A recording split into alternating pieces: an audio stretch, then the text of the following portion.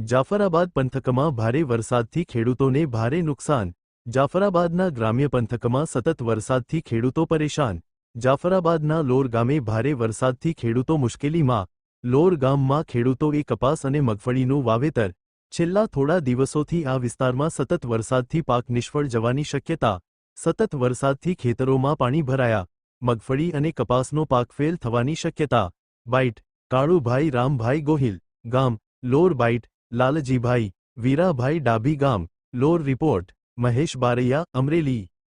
મારું નામ છે લાલજીભાઈ વીરાભાઈ ડાભી, ગામ લોર, જાફરાબાદ તાલુકો.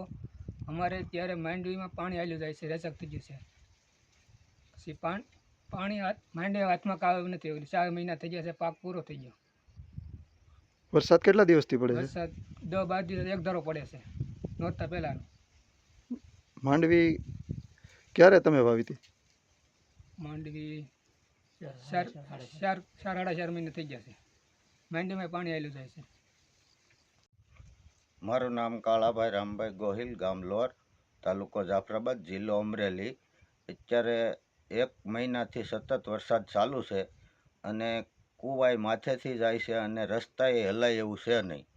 અને કપા અને માંડવી બે પાક અત્યારે ખેંચો તો એમાં કાંઈ આવે એમ છે નહીં. પાક નિષ્ફળ ગયેલ છે, હાવ હડી ગયું છે.